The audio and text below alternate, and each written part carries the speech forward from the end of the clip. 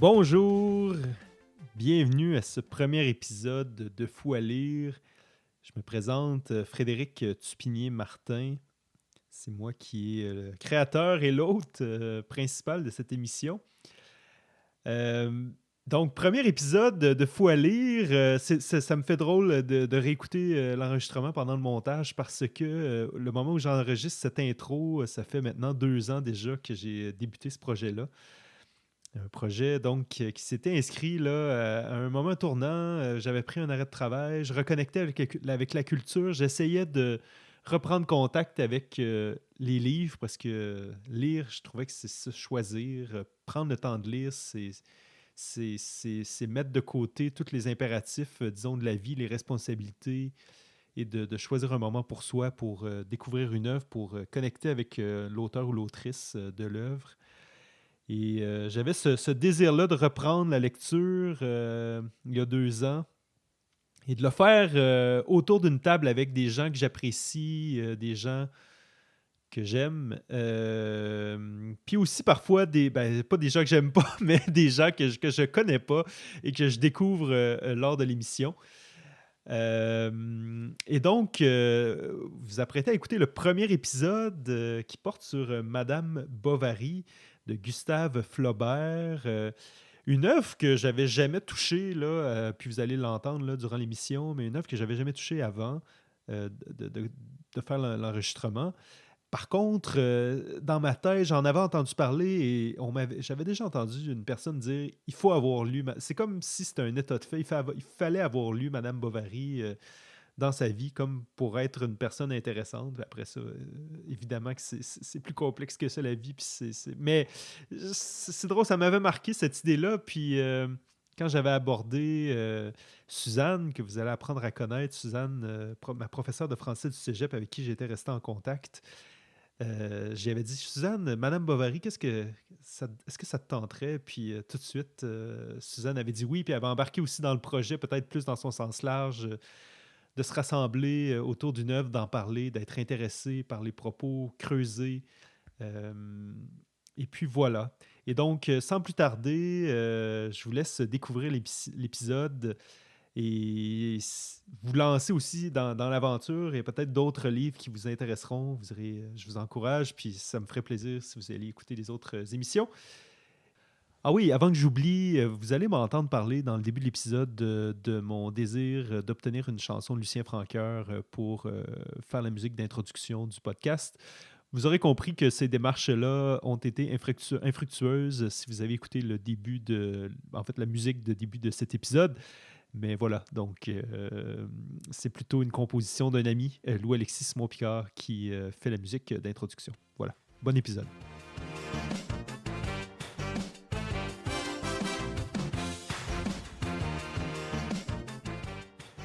Mais écoute, moi je propose qu'on commence ça tout délicatement, sans que les gens voient même pas les choses partir. Puis de toute façon, je vais faire une intro. Une intro musicale? Ben oui, mais oui, ça, il va y avoir une petite chanson thème. Je t'ai pas envoyé, hein? C'est une chanson du groupe québécois Autre Chose. Oh mon Dieu, Connais-tu ça? ben oui, avec Lucien Ouais. Francoeur. Oui. J'aime vraiment l'ouverture de sa chanson Je t'aime puis je t'en veux du groupe Autre Chose. Puis je pensais utiliser ça comme ouverture du podcast. Mais on verra là, parce que là, je négocie. Je négocie, mais je travaille pour acquérir les droits. C'est quand même compliqué, là. Ou en tout cas pour quelqu'un qui est vraiment en dehors complètement du milieu du show business. Là. Fait que je sais pas pourquoi je porte encore. J'ai plus besoin de ça. Mais ouais, c'est ça. Fait que il faut comme tes cheveux, là. Oui, pour nos auditeurs. C'est très radiophonique. Et oui, mon Dieu, oui, mon Dieu. Merci. Faudrait qu'on te présente, hein, parce Ben que là, oui. moi, je suis parti, puis Ouais. on sait Alors, toujours pour cette pas... première, avec qui tu es, Frédéric? oui, c'est ça. Suzanne Lemay, ma prof du cégep. Ma prof de français. Dans un cégep anglophone. Oh, oui, t'es obligé de le dire, ça. Toujours pas... Toujours pas assumé. Mais je voulais... puis ça, c'est ça, tantôt, on se parlait, toi puis moi, puis j'ai dit, ah non, je veux retenir le bout de notre rencontre pour le moment où on s'enregistre, puis... ben, je voulais te faire un petit hommage quand même parce que une des choses que j'ai vraiment... puis qui fait que je pense encore aujourd'hui, on se parle, c'est que Ben d'abord, t'es une des premières personnes qui m'a initié à la littérature pour vrai, parce qu'au secondaire, on débute, là, mais c'est pas... Ça dépend des profs que tu as aussi. Ouais, oui, tout à fait. Puis tu sais, on lisait plus des trucs américains, genre, je me rappelle d'avoir lu, genre, Le meilleur des mondes, ou, tu sais, c'était très bon, là, ou Des souris et des hommes, tu sais, qui sont des œuvres intéressantes, mais tu sais, c'est plus toi qui m'as initié aux auteurs québécois, notamment, et aux autrices. Puis, mais en fait, là où je voulais en venir surtout, c'est, ben moi, ce que j'ai beaucoup apprécié, c'est que c'était ta façon d'enseigner où t'allais vraiment, tu partais de là où l'étudiant était, puis tu t'intéressais vraiment à sa façon de penser, puis surtout au cégep, on pensait pas du tout les mêmes choses à l'époque. Pour les auditeurs auditrices, j'étais, mon Dieu, un schème politique très éloigné de celui auquel je suis aujourd'hui, mais donc j'étais très à droite, Suzanne, plutôt à gauche. Mais pourtant, on s'est toujours bien entendu, puis il y a toujours eu cet intérêt-là vraiment envers les personnes auxquelles tu enseignes, puis de comprendre leur vision, puis de t'intéresser réellement, puis j'ai jamais senti que tu espérais qu'on recrache ce que tu pensais, toi. Puis tout ça, ben voilà, je le souligne d'emblée. C'est quelque chose que je reconnais puis que j'ai beaucoup apprécié. Je le prends, puis je te remercie. Parce que des fois, on peut peut-être l'oublier en vieillissant aussi, hein, comme professeur, de garder cette... Je le sais pas. Ah oui? Je le sais pas. Bon, on va voir ça quand je vais... 10 ans plus tard, après. Ben oui, ça fait exactement à peu près 10 ans Pour vrai, que je t'ai eu comme prof. Quand même. Ouais, 28 ans, mon Dieu. Quand même. Ouf. Ouais, ben là, pour moi aussi, ça nous rajoute 10 ans, nous deux. Il m'aurait juste 10 ans à travailler. Ah oui, hein? Ah oui? J'ai 50. OK. Tu veux pas faire une... là, les gens comprendront pas, ils vont être largués complètement, là, mais il y a certains profs au Cégep Saint-Laurent à Québec qui, mon Dieu, vont mourir au travail, là. Mais tu veux pas être une de ceux-là. Oh non! Ben, je les aime, là. Mais non. Oui, moi aussi, c'était parmi les profs que j'ai les plus appréciés. Là, mais on salue Joanne McCallum. Oui, bonjour Joanne. Et John Classen, que j'aimais bien aussi, qui était plus loin idéologiquement, je pense, de toi, mais que j'ai beaucoup aimé comme prof de maths aussi. Donc, on les salue, j'espère qu'ils sont en bonne santé. Joanne semble être en bonne santé. Elle est encore là? Elle est encore là! T'es pas sérieux. 75? Oh, c'est formidable. De quel livre on parle aujourd'hui? Ben écoute, tu m'as appelé pour qu'on parle de Madame Bovary de Gustave Flaubert. Que tu as enseigné, que tu m'as appris que tu avais enseigné. Oui, 2 fois en fait. 2 années seulement? 2 années seulement, oui. Okay. Mais, ouais. Puis ça a été des expériences très intéressantes. Okay. La façon dont je l'avais enseigné, vu que c'est un livre qui est très long, 400. Ouais, c'est vrai que parce que je me rappelle, les livres que tu nous avais fait lire étaient quand même beaucoup plus courts. Là. Fait que je me dis, pour un cours qui est quand même limité dans le temps... Le Desrochers, il était pas loin de 300 pages quand même. Desrochers? Ça, c'était... Sablier des solitudes. Ah, ouais. Mais c'était plus facile à lire qu'un livre de littérature classique. Le Sablier des solitudes, oui, qui était un livre de littérature québécoise moderne qu'on avait lu. Jean-Simon Desrochers, oui, merci. Alors, comment j'ai fait ça? Je l'ai fait sous forme de feuilleton. Ah ouais? Donc, sur 15 semaines, chaque semaine, il devait lire 2-3 chapitres seulement, 1 heure de lecture. Ça motive, ça, quand même. Comme s'il écoutait une série télévisée. Parce qu'à l'époque, quand le livre était publié, c'était seulement une partie du livre par semaine dans les journaux. Un peu comme Alexandre Dumas, puis... OK. Ouais. Je savais pas. Quand j'étais allé lire dessus, j'avais pas compris que. Parce que j'avais lu sur que le livre à l'époque, il y avait eu un procès là, je peux t'en parler du procès, contre Gustave Flaubert et tout, mais OK, j'avais pas compris qu'il était publié. Ça explique peu, peut-être aussi, puis là on y viendra plus tard, là, on va reparler de l'histoire du livre, mais des réactions qui sont des fois très, très intenses, puis j'imagine que c'était vendeur à l'époque d'avoir des personnages très, très colorés aussi qui pouvaient susciter l'attention. Aux mœurs douteuses, critiquables. C'est intéressant ça, parce que c'est ça que moi, puis tu me demandais tantôt pourquoi tu t'étais intéressé à Madame Bovary, puis en fait, j'en ai juste entendu parler, puis quelqu'un qui disait... n'importe qui dans sa vie doit avoir lu Madame Bovary. Fait que là, tu sais, bon, moi qui entends ça, un peu insécure, là, je me suis dit, bon, il faut que je me lance dans cette lecture-là. Puis vraiment, pas vraiment plus de réflexion que ça. Puis, mais c'est effectivement ça que j'avais entendu dire, tu sais, que c'était vraiment un livre de mœurs légères, tu sais, puis finalement, on s'entend, tu sais, comme comparé à ce qu'on peut voir en 2023. Je comprends qu'à l'époque, en 1850 à peu près, là, quand ça a été... Mais écoute, c'est intéressant, quand tu m'as demandé de me replonger dans ça, parce que la dernière fois que je l'ai enseigné, ça fait 8 ans, genre. Puis il y a tout eu le mot, toute la culture de l'annulation qui est arrivée, puis maintenant, tous les livres qui sortent ou qui vont sortir sont soumis ou presque à des comités de lecture, de mœurs. Oui, de plus en plus. Genre des avocats et tout? Non, c'est des lecteurs qui lisent les livres puis qui s'assurent que ça choque personne. Que ça choque pas la communauté LGBT, que ça choque pas les communautés racisées, que ça choque pas les femmes, que ça choque pas... On est en 2023. Moi, je suis comme... Puis, aïe aïe. C'était quelque chose que tu nous avais beaucoup parlé, je pense, justement, dans le cours way back when, en bon français. Mais il me semble qu'on avait beaucoup parlé de censure. C'était peut-être dans le cours... Excusez, mon Dieu, je viens de frapper le micro, mais c'était peut-être dans le cours suivant, par contre. Là, peut-être au cours de ma collègue, Andréane. Oui, c'est ça. Mais non. Qu'on salue aussi. Oui, qu'on salue. Allô, qui doit nous écouter. Qui va peut-être nous parmi écouter. Nos millions d'auditeurs auditrices. Mais non... Tu dis que ce livre-là est un procès parce qu'on critiquait l'attitude de Madame Bovary, de Emma Bovary. Ben oui. Donc, est-ce que tu veux qu'on parle un peu de... Ben, allons-y. Ben oui, merci. Hey, là, ça, c'est un segue bien réussi. Bon, d'ailleurs, on n'a pas encore mentionné, mais c'est notre premier enregistrement. On verra si ça va être diffusé en premier aussi là, dans ma saison. Là, mais voilà, je m'excuse d'avance pour... En fait, je vous invite dans l'aventure du laboratoire que notre podcast Fou à lire. D'ailleurs, c'est le nom. Fou à lire? Je t'avais-tu dit non. Je t'avais-tu dit le podcast? Oui, le nom. Ouais. Fait que Fou à lire, c'est le nom. Je te montrerai même la petite image. Ben oui, quand même. C'est tout nouveau aujourd'hui. Fait que si ça sonne mal aussi, on s'en excuse.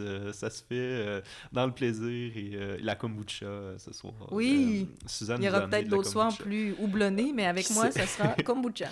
Je suis pas un grand buveur d'alcool. Moi non plus, j'allais t'offrir du gin sans alcool, justement. Ouais, c'est bien. Que, voilà. Oui, le livre Madame Bovary...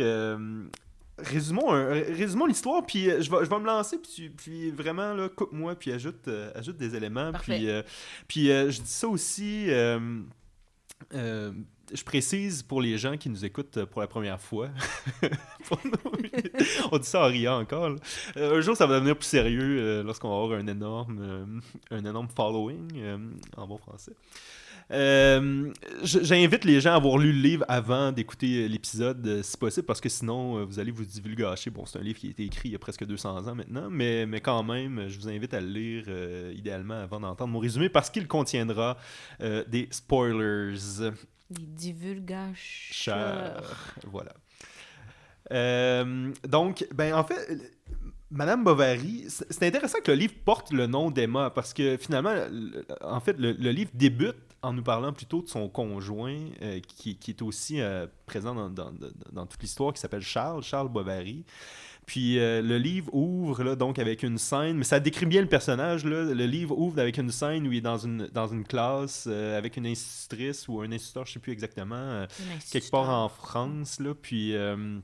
il doit épeler son nom au professeur pour qu'il puisse le présenter. En fait, il est nouveau dans la classe, puis il arrive, puis il doit dire son nom pour se présenter aux autres élèves. Puis d'emblée, il n'est pas capable de parler, puis ça révèle déjà un peu là, qu'il se fait intimider, puis qu'il n'y a pas vraiment de charisme, puis que c'est pas...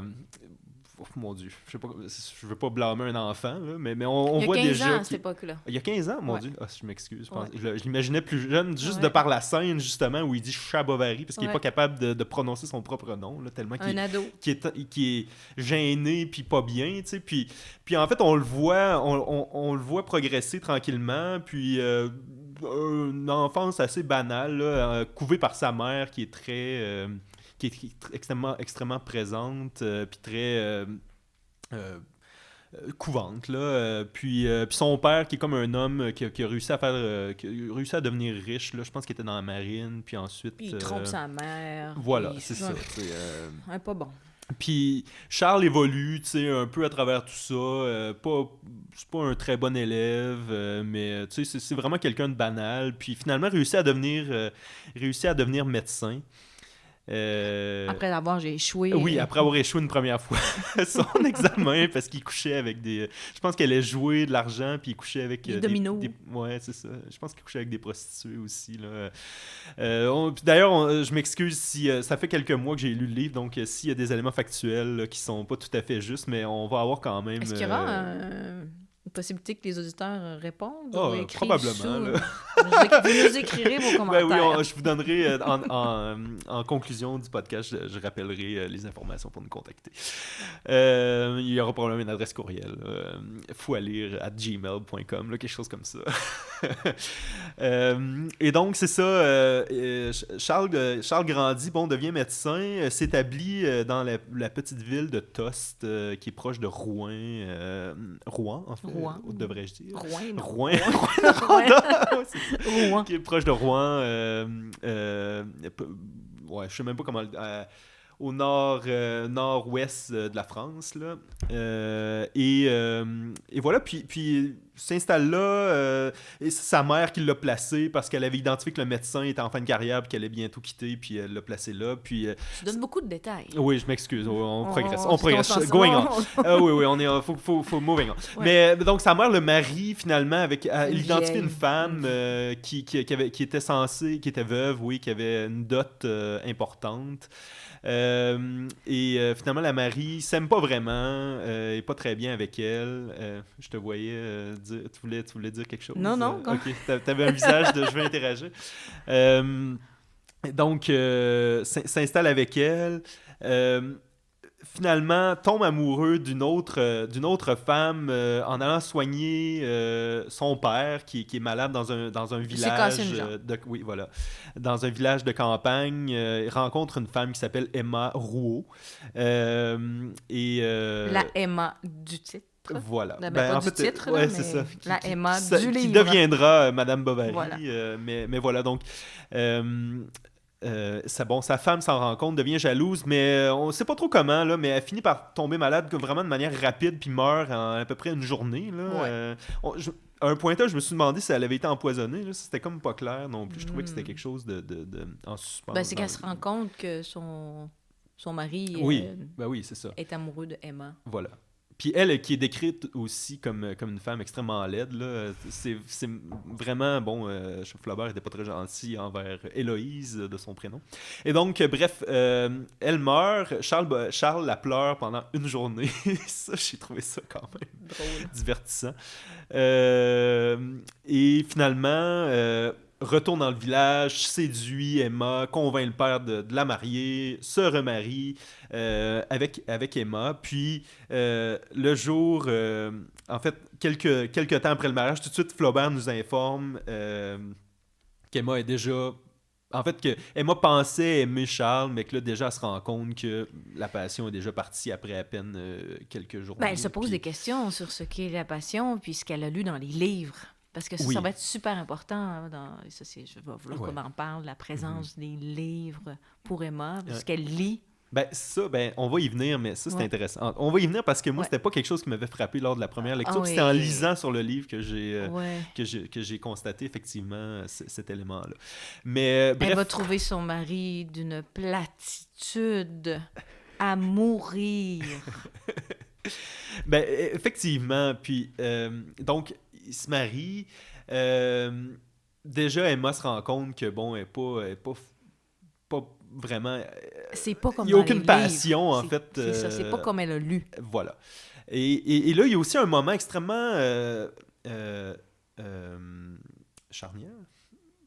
Charnière ou charnel? Un moment charnière, oui. Charnière, ok, oui, c'est ça. Non, j'étais juste plus sûr, on disait bien moment charnière, mais oui, donc il y a un moment extrêmement charnière dans le livre où Emma et Charles se font inviter chez un comte, le comte de Vaubyessard, qui avait été soigné par Charles. Puis c'est là un peu le moment où, là, tu parles justement parce que Emma, qui était une paysanne, mais qui est allée au couvent aussi...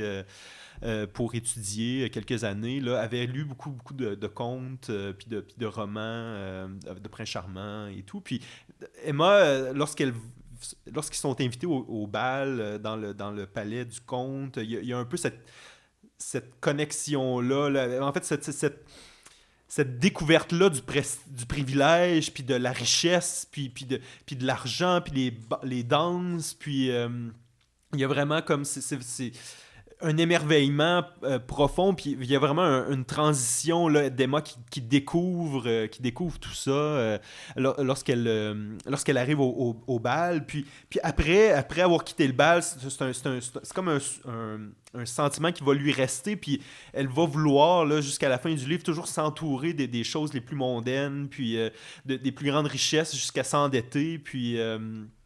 Et puis en fait, bon, ils partent du comte. Emma est très malheureuse dans le petit village où ils sont. Le signifie à Charles. Et Charles décide finalement de déménager dans un autre village qui s'appelle Yonville-l'Abbé. Et c'est à ce moment-là, c'est lors du déménagement que, moment très symbolique, Emma brûle son bouquet de mariage. Qui est comme un peu le divorce symbolique. En tout cas, du moins, moi, c'est ce qui m'avait frappé. Là. C'est un peu le divorce symbolique lorsqu'il déménage, puis c'est là qu'elle va commencer à se faire charmer aussi par d'autres hommes. Fait que c'est lorsqu'ils arrivent dans le nouveau village qu'Emma, puis je pense que c'est la fin de l'acte 1, ou je sais plus comment il l'appelle. Là, mais, tome 1 ou partie 1, partie 2, partie 3. Ouais. Bon, voilà. Donc, la fin de la première partie. Et donc, c'est ça. Ils arrivent dans le nouveau village. Là, bon, ils s'installent. Charles travaille beaucoup. Emma commence à s'entourer. Emma est enceinte, d'ailleurs. Elle va accoucher d'une jeune fille qu'ils vont appeler Berthe. Emma rêve vraiment d'avoir un garçon. Puis là, c'est un peu le cycle des désenchantements qui s'accumulent durant cette partie-là aussi. Là, donc, elle espère avoir un garçon. Finalement, c'est une fille.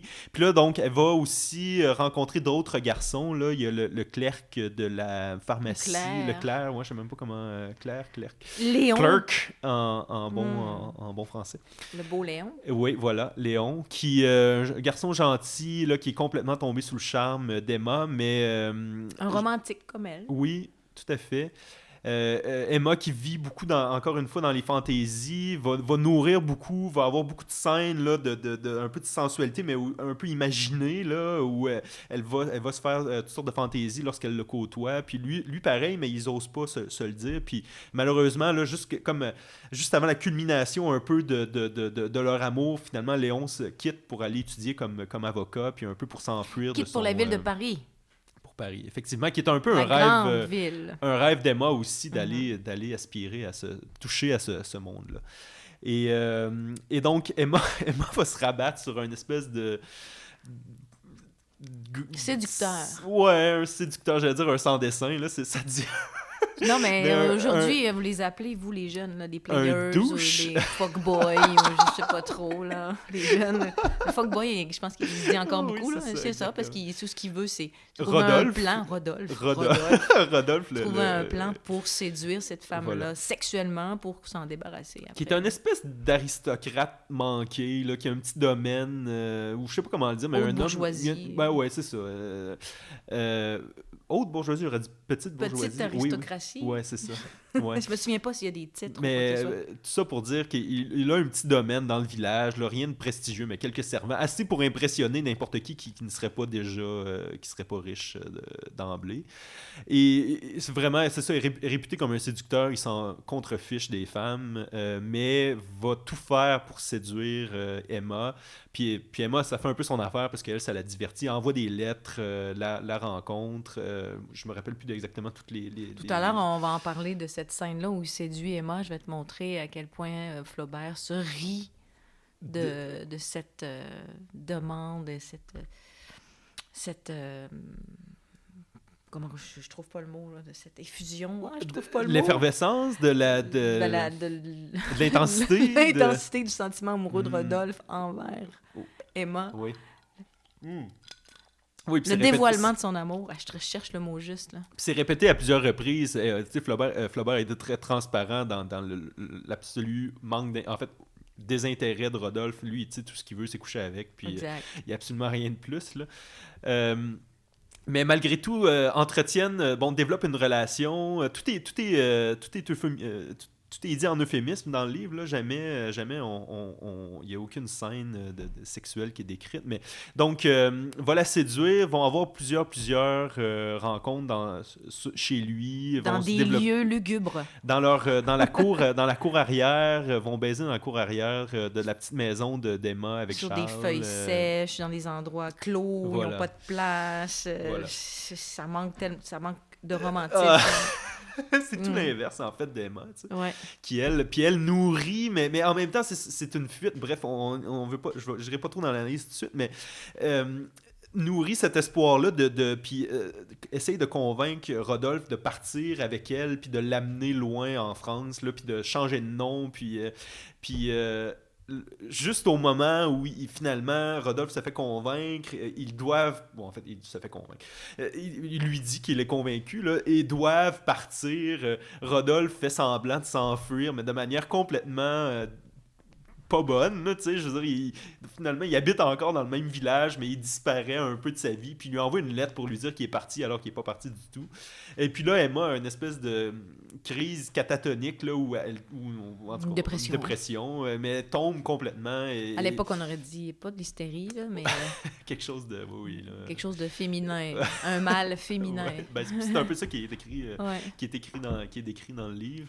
Et pendant quelques semaines, quelques mois, là, elle est complètement invalide, n'arrive pas à peine de se lever de son lit, puis complètement renversée, et finalement s'en remet graduellement. Elle a un peu aussi ces espèces de valses hésitations avec Charles, là, où il y a des moments où elle dit « Oh, finalement, j'ai redécouvert un amour », puis elle redevient, c'est ça qui est décrit dans le livre, mais comme une femme parfaite, là, une épouse parfaite, là, est toujours là pour lui, s'occupe, et lui sourit, tout ça, alors que pour elle, c'est un abruti. Puis Charles, il l'aime tellement. Voilà. Ben oui, ben ça, on pourrait y venir aussi. Charles qui nourrit un amour vraiment véritable pour elle, là, puis même à la limite aveugle. Là, en fait, pas à la limite, mais complètement aveugle. Mais c'est lui, le héros romantique. Ouais. Mais on y viendra parce que j'ai une vision quand même nuancée de Charles, moi, malgré tout. Oui. Parce que c'est quand même un abruti, mais à certains égards. Mais on y viendra. Mais bref, faut finir. Là. Ça fait déjà 30 minutes que je vous raconte ça. Là. Je m'excuse déjà pour nos millions d'auditeurs et auditrices. Mais bref, Emma, là, je ne sais plus exactement, mais finalement, reprend contact avec Léon. Je pense que Léon vient visiter le village alors qu'il a finalement... Non, ils vont se voir à l'opéra. Mais il est venu avant visiter le village alors qu'il est devenu avocat. Puis je pense que là, il impressionne tout le monde. Oui, puis ils vont se revoir à l'opéra. Voilà. Oui. Puis là, Charles propose à Emma et à Léon d'aller à l'opéra à Paris, je crois, ou en tout cas, bref, en ville. Et scène de l'opéra qui est exceptionnelle où Emma là, est complètement absorbée par le romantisme des personnages sur la scène alors que Charles comprend rien. Puis ça décrit super bien le schisme entre les deux, le gouffre là, qui les habite, qui habite leur relation. Et finalement... Emma reste à Paris, Charles retourne dans son village, Emma reste avec Léon, simplement là, pour visiter la ville, mais bien sûr... Raviver leur flamme. Ben voilà, qui a autre chose dans le fond de sa tête. Puis finalement, il y a la fameuse scène de la calèche. La fameuse scène de la calèche. Pseudo-viol, là, parce qu'il est un peu forcé initialement. Là, il lui force... En tout cas, moi, c'était ma perception. Mais on se trouvait pas... Bon, on y viendra. OK, bon. Litige, je vais me prendre une note qu'on s'en reparle, de toute façon. C'est tellement une scène... Mais il faudrait aller voir dans l'œuvre, là. Quel mot t'amène à penser ça? Ben, c'est elle qui est constamment en train de s'enfuir de lui. Puis là, finalement, il comme s'il lui prend la main puis il l'amène dans la calèche. Puis là, c'est ça. La calèche est décrite comme un bateau qui se fait remuer par la mer. Là, bon, évidemment, eux qui sont en train d'avoir des relations sexuelles. C'est cette scène-là qui va amener le procès, d'ailleurs. Ah oui, hein, Entre autres en raison de cette scène-là. C'est ça. Puis là, ça décrit les passants qui sont complètement ahuris en voyant Donc ça veut dire qu'en 2023, il y aurait comme une scène de sexe non consenti, puis on pourrait annuler le livre. Penses-tu? Bon, là, en tout cas, ben, intéressant à rediscuter. Et voilà, puis donc... Léa, Emma et Léon. Petit lapsus, c'est intéressant. ravivent leur flamme. Bon Emma va souvent à Paris. Et là aussi, là, c'est quelque chose que j'ai pas mentionné, mais Emma, depuis le début, là, qu'elle s'est mise à s'entourer de richesses, s'endette de plus en plus, a pris une procuration sur Charles, est devenue complètement autonome dans son couple par rapport à l'argent, s'endette de plus en plus. Et là, plus elle... En fait, le moment où elle commence à voir Léon, c'est un moment où les dettes vraiment deviennent de plus en plus importantes, puis où la capacité de payer est pas mal dépassée. Puis en plus, ça s'ajoute les nombreux voyages à Paris, les chambres d'hôtel qu'elle réserve sans arrêt, en fait, subséquemment, à chaque fois qu'elle retourne. Là. Et puis, dans le fond, il y a le personnage de l'heureux, là, qui est comme l'usurier là, qui lui prête de l'argent, qui est comme un peu le vilain là, du livre, là, qui est tout le temps là en train de lui proposer de s'endetter davantage, puis de prendre du retard sur sa dette pour finalement qu'il arrive un moment où elle est complètement dépassée. Puis peu toute sa vie s'effondre sur elle, où son mensonge, en fait son adultère avec Léon fonctionne de moins en moins. Léon commence à avoir un désintérêt. Ses dettes sont en train de lui tomber dessus. Le banquier la menace de venir saisir tous leurs biens, y compris leur maison. Puis Flaubert a mis en scène toute une galerie de personnages hyper désagréables. C'est vrai. L'apothicaire aussi. Oui, Homais, l'apothicaire, c'est des gens qui parlent à travers leur chapeau, qui sont imbus d'eux-mêmes, qui sont égoïstes. Tu peux les imaginer avec des visages affreux, là. Un peu avec des visages dans les personnages de Bruegel, là. Non. Non, ça ferait partie des lectures à faire pour le podcast. Non, c'est un peintre. Les peintres flamands. J'étale l'étendue de mon ignorance. Mais nos auditeurs et nos auditrices connaissent les peintures de Bruegel, Frédéric, c'est sûr. Ben, merci de m'éduquer. Après une couple d'épisodes, je devrais finir par être moins niaiseux. Donc, sa vie s'effondre sur elle vraiment de manière... en très peu de temps, en fait, là, c'est comme dans les dernières pages du livre. Finalement, Emma, seule porte de sortie qu'elle trouve, c'est le suicide, prendre de l'arsenic et se suicide. Et puisque tu as fréquenté une institution anglophone, tu sais que les professeurs de littérature anglaise adorent l'expression « foreshadowing ». Oui. Ah, il y en a là-dedans. Ah, je serais curieux de savoir ce que tu... Où, à un moment donné, l'apothicaire... oui, c'est avec vrai. l'arsenic. Oui, ils ont une discussion avant oui, tout à fait. Oui, j'ai fait... Emma rentrait, je pense, puis il y avait un souper chez l'apothicaire où il critiquait son associé d'avoir mal barré le cabinet où se loge, où se trouvait l'arsenic. Puis là, Emma entend ça.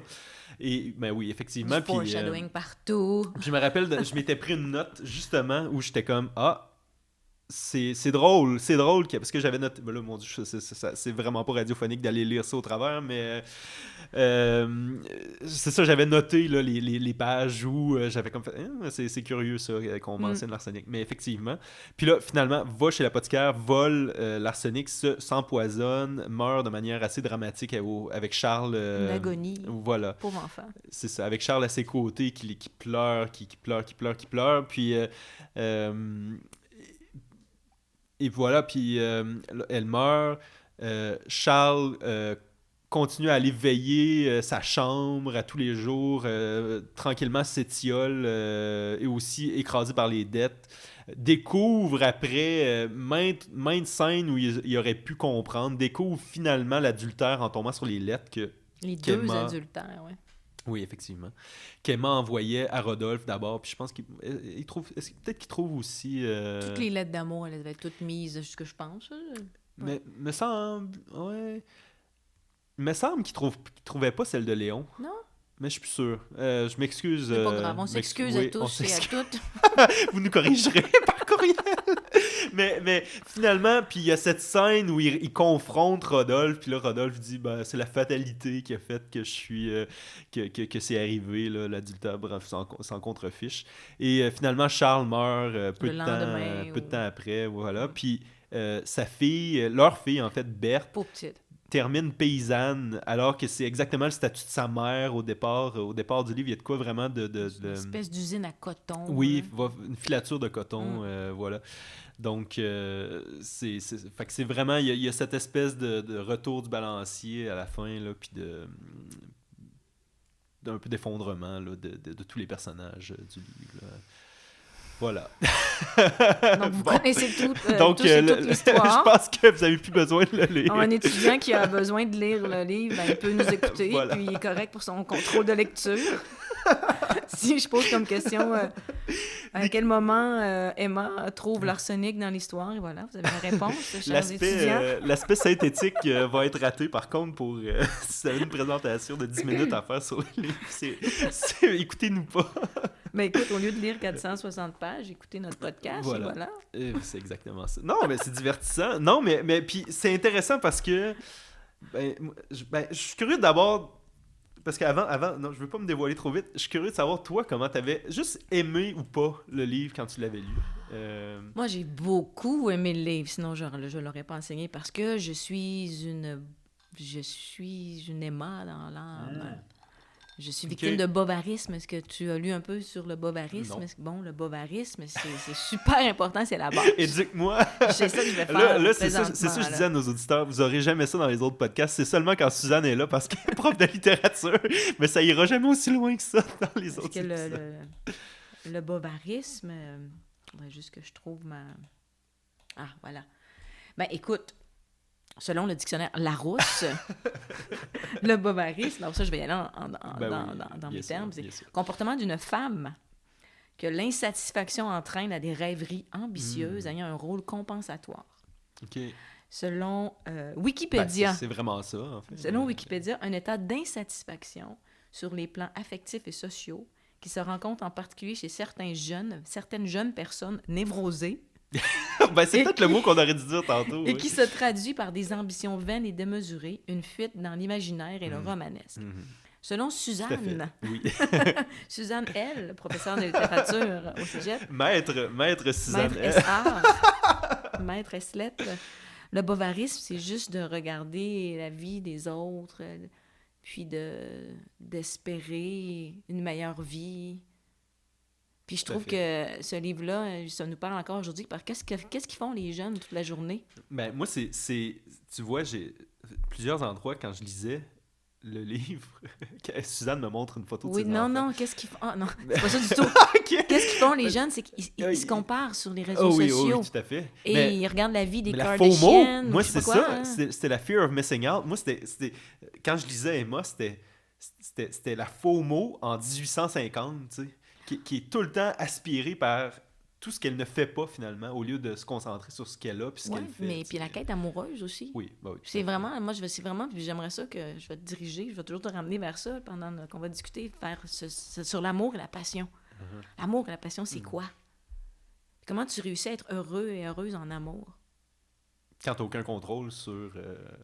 Puis une femme à l'époque aussi. Voilà. Parce que les femmes à l'époque qui n'ont pas d'argent, sont pas libres... Mais avant qu'on aille là, moi, je veux juste quand même dire que je pense que j'ai beaucoup aimé le livre pour les thèmes, mais j'ai eu un déplaisir total à le lire. Ah, OK. C'est intéressant, mais en parler, je trouve ça fascinant, puis j'ai encore plein de choses à discuter pour le podcast, mais j'avais vraiment, à plusieurs moments, un ennui en lisant le livre, malheureusement. Mais je vais, dans les prochaines minutes, mon défi, ça va être de faire en sorte que tu changes d'idée sur l'expérience de lecture. J'ai aimé l'intériorité, j'ai aimé tout l'aspect psychologique, mais je pense que c'était la description c'est ça qui m'a tué. Mais c'est ça qui est vraiment formidable. Je suis curieux de t'entendre. C'est formidable. La façon dont il écrit. Là. Ben oui! Tout à fait.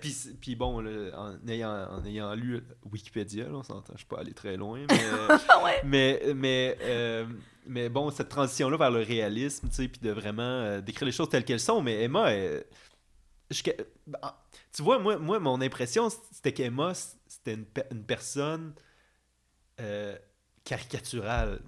Mais à t'entendre, j'ai l'impression que c'est pas nécessairement ta perception. Mais moi, je trouvais tellement que des fois, c'était...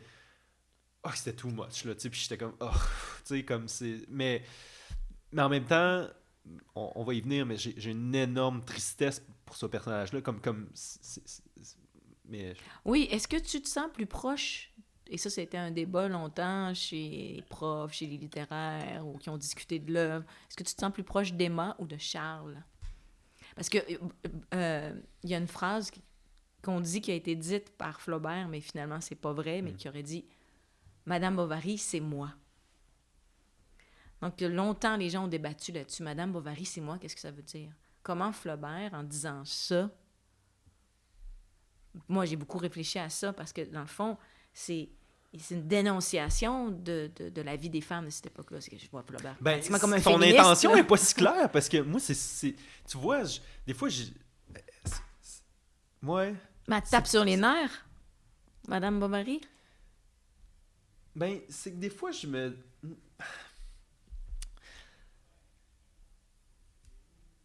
trouvais que c'était... Ouais, j'avais l'impression des fois que c'était exagéré, mais Charles était pas mieux. En fait, mais c'est parce que quand j'en parle, c'est que je constate, tu sais, que du début jusqu'à la fin du livre, elle a absolument... Ben, elle finit par avoir un peu plus d'autonomie là, avec la procuration, tout ça. Elle finit par obtenir comme tout le pouvoir sur son conjoint, mais ça demeure une personne qui n'a pas choisi son conjoint, qui aurait aimé probablement aller à l'école, qui aurait aimé aspirer à une meilleure vie, qui s'est fait contrôler par son père, qui s'est fait contrôler ensuite par les liens du mariage, puis ensuite par son statut, par son incapacité à grimper dans l'ascenseur social.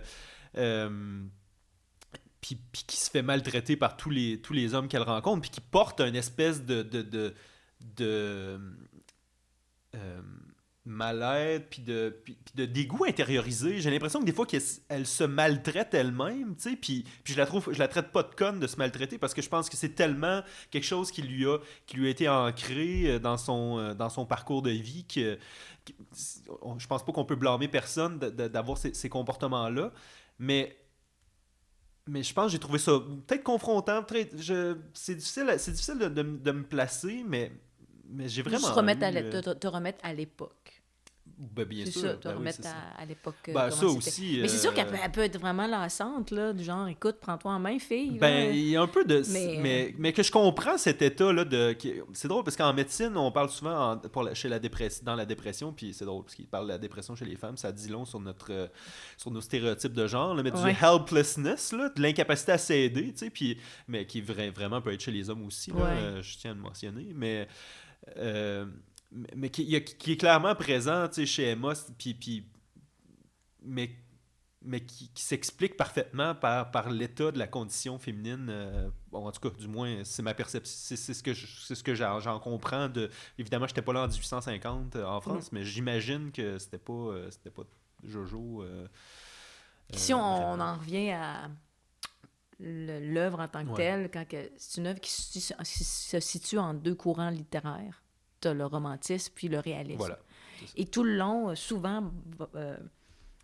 Flaubert va être très ironique. Et c'est là que je te dis que l'écriture est vraiment tripante parce qu'il va rire du romantisme. Et justement, on peut peut-être regarder, si tu veux, la fameuse scène où Rodolphe, j'ai trouvé le mot enfin, déclare son amour à Emma dans les comices agricoles. Oui. Cette scène-là est absolument hallucinante parce que pendant qu'il lui déclare son amour, t'as le crieur qui vend les animaux qui dit des mots horribles.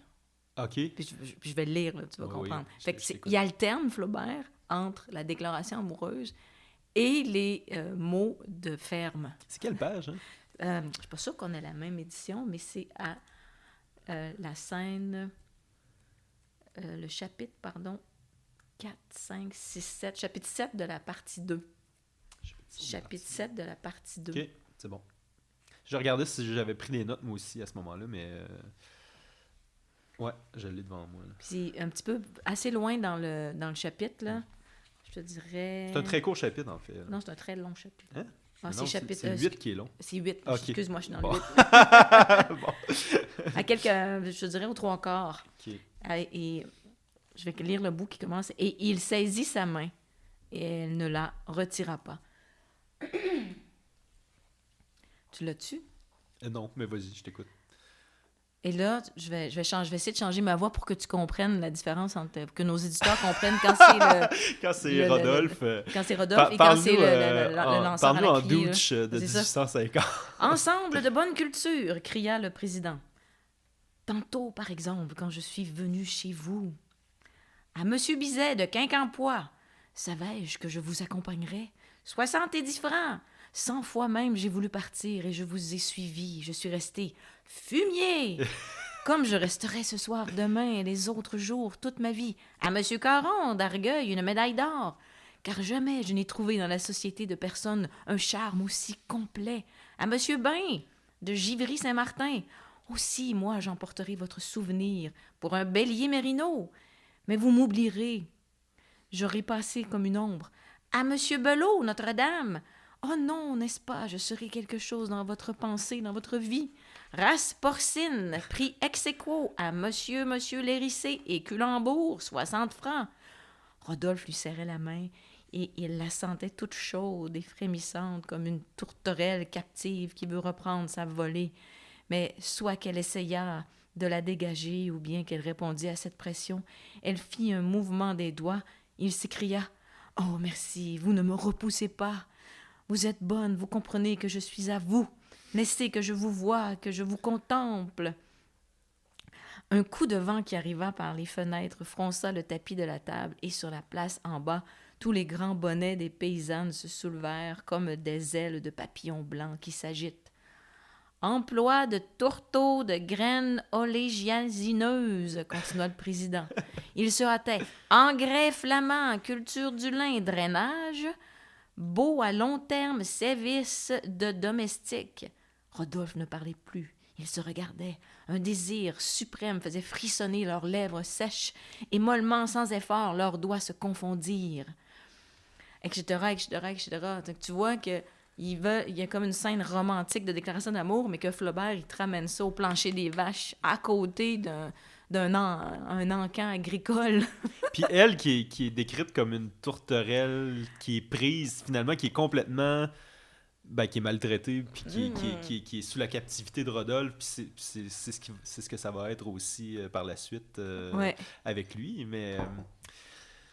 Ouais. Vraiment, le style comme ça, il est vraiment capoté. L'ironie, c'est drôle. Moi, je lisais ce livre-là, puis je riais. Je riais fort. Ouais, tu vois, puis c'est drôle, moi, ça m'a pas... non, j'ai vraiment plus souvent vécu de la pitié puis de la tristesse pour son état, puis pour le... Puis, en fait, tu parlais tantôt de la dichotomie être Charles ou Emma, bon, qui est un peu un faux dilemme, là, ici, mais... mais tu vois, je veux dire, Charles qui l'invalide, tu sais, qui l'aime d'un amour infini, mais qui est constamment en train de l'invalider, tu sais, puis d'avoir aucun souci, aucune...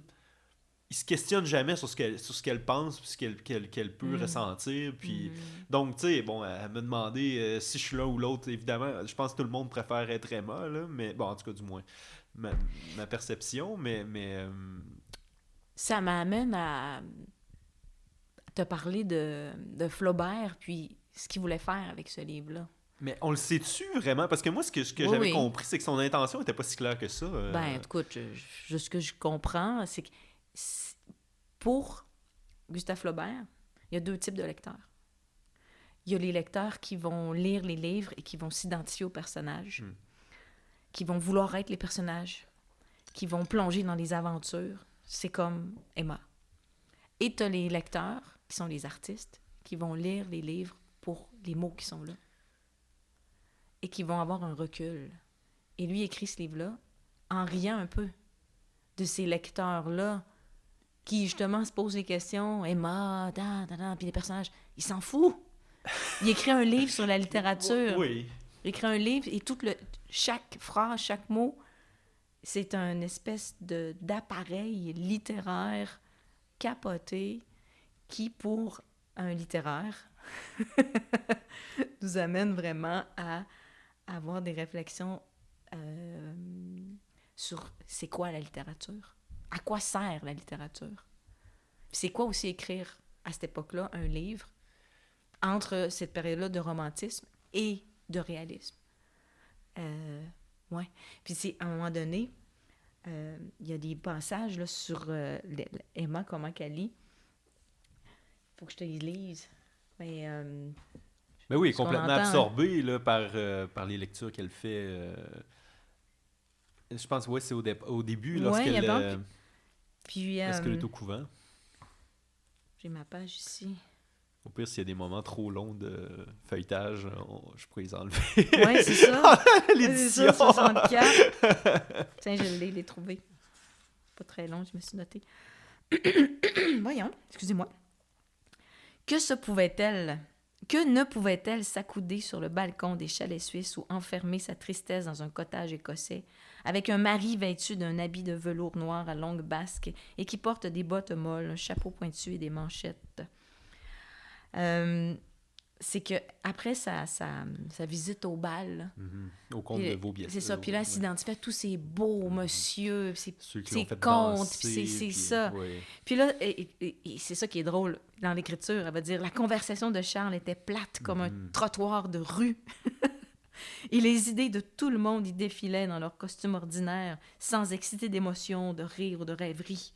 Il n'avait jamais été curieux, disait-il, pendant qu'il habitait Rouen, d'aller voir au théâtre les acteurs de Paris. Il ne savait ni nager, ni faire des armes, ni tirer du pistolet, et il ne put un jour lui expliquer un terme d'équitation qu'elle avait rencontré dans un roman. Un homme, au contraire, ne devait-il pas tout connaître, exceller en des activités multiples, vous initier aux énergies de la passion, au raffinement de la vie, à tous les mystères? Ça, c'est tous des trucs qu'elle a lus dans les livres. Mais on va avoir des passages où elle discute justement avec Léon de tous les livres qu'ils ont lus, mais c'est vraiment ancré sur les aventures, les personnages, les rêveries qu'elle va se faire. Tantôt, tu parlais de fantaisie. Puis, à un moment donné, on va dire, quand elle est malade, faut l'empêcher de lire. Tu te rappelles-tu de ce passage-là? Non, pas du tout. Alors, ça, c'est- Au moment où elle a sa dépression ou... Ouais, on va le dire. Regarde, page 181, une de ces dépressions. Ah, là. intéressant. Ben, c'est vraiment, on va dire, elle s'occupe pendant qu'elle est malade. À quoi donc? À lire des romans, de mauvais livres, des ouvrages qui sont contre la religion et dans lesquels on se moque des prêtres par des discours tirés de Voltaire. Mais tout cela va loin, mon pauvre enfant. Et quelqu'un qui n'a pas de religion finit toujours par tourner mal. Donc, il fut résolu que l'on empêcherait Emma de lire des romans. L'entreprise ne semblait point facile. La bonne dame s'en chargea. Elle devait, quand elle passerait par Rouen, aller en personne chez le loueur de livres et lui représenter qu'Emma cessait ses abonnements. Mais Tu vois? elle est abonnée à des revues, hein, c'est ça, à des magazines. Oui, puis des abonnements à des bibliothèques. Là. Mais tu vois, tu sais, quand je te disais que moi, en lisant le livre, c'était pas quelque chose qui m'avait frappé. J'étais vraiment plus resté accroché à l'aspect psychologique, tu vois, de la carence. C'est puis un genre d'Emma là, dans la lecture. Ben, possiblement, mais tu sais, tu parlais de l'analyse versus, mais d'embarquer dans l'histoire, m'a assez C'est laissé... super plate, c'est un fait divers. M'a laissé de glace pas mal. Une tu sais. femme qui triche son mari, Ouais. puis Qui avec triche un pas mauvais vraiment. amant. Là, Moi, tu sais. j'espérais avoir des scènes de sexe, puis tu sais, moi, c'est un peu ça que je m'attendais, Ouais, tu sais. non. Puis finalement, c'est une calèche qui se fait mouvoir par... Ben, il y en a quand même. Oui, Mais il oui. faut que tu les Puis, imagines. tu sais, avec Rodolphe, c'est comme, elle s'abandonna. Puis là, changement de chapitre, tu sais. Puis là, t'es comme, calice, tu sais. Mais voyons. Ben non, mais tu sais, moi, j'étais comme, j'espérais un peu de crunchy, tu sais. Parce que, ben non, mais en fait, je dis ça. Mais on m'avait tellement parlé du livre comme quelque chose de tu sais, de scabreux, tu sais. Puis finalement, c'est pas ça du tout, tu sais. Elle a trois, tu sais, à l'époque, bien sûr, elle avait des mœurs qui pouvaient être dites légères, mais je pense même pas que ça s'approche du libertinage. Là, je dirais, elle a 2 amants, là, tu sais, rien de... Avec des amants de qui elle est profondément amoureuse, ou du moins qu'elle entretient une passion, qui parfois est variable, là, mais qui... Mais en fait, tu vois... Puis ça, je serais curieux de t'entendre. Penses-tu qu'elle les aimait vraiment, en fait, non, Léon c'est l'image. et Rodolphe? Tu sais? Non, c'est l'image qu'elle se fait romantique C'est ça. de la passion, là. Parce que moi, Puis je me demande jusqu'à quel point aussi c'est pas une espèce d'aspiration à vivre leur vie par proxy, tu sais, puis à se libérer de sa condition, tu sais, puis Oui. il y a quelque chose que C'est comme si ça prend, pour qu'une femme s'émancipe, ça prend un homme à cette époque-là. Ben oui, exactement. Puis de par le fait aussi qu'elle espérait tellement avoir un garçon pour vivre la vie de ce garçon-là par proxy, puis devenir la mère de Charles Bovary qu'elle déteste profondément dans le livre. C'est ça qui est... Il y a tous ces paradoxes-là aussi que je trouve... Puis sa relation qu'elle entretient avec sa fille qui est complètement exécrable. Tu sais, il y a vraiment la frappe, ou je sais pas trop. Il y a une scène où elle se coupe, là, elle dit « Ah, elle jouait et elle s'est je pense qu'elle s'est frappée sur le comptoir. Je sais pas trop exactement ce qu'elle dit, là, mais alors que c'est elle qui l'a un peu chassée puis qui l'a... ouais. Je te ramène à... Est-ce qu'elle les aimait, ces hommes-là? Puis il y a un passage qui montre pas, que pas vraiment. C'est juste... C'est l'idée qu'elle s'en fait. C'est ça. Elle va dire, après avoir consommé l'amour avec Rodolphe, elle va dire... Elle se répétait, « J'ai un amant, se délectant à cette idée, comme à celle d'une autre puberté qui lui serait survenue. Elle allait donc posséder enfin ces joies de l'amour, cette fièvre du bonheur, dont elle avait désespéré. Mais c'est juste l'idée de... Ouais. Tu sais, elle entrait dans quelque chose de merveilleux où tout serait passion, mais ça ne dit pas que c'est passion. Elle espérait que ce soit passion, extase, délire. Une immensité bleuante l'entourait, les sommets du sentiment étincelaient sous sa pensée. Puis tout de suite après, avec l'ironie de Flaubert, parce que c'est ça son charme, et sa plume et son art. Alors...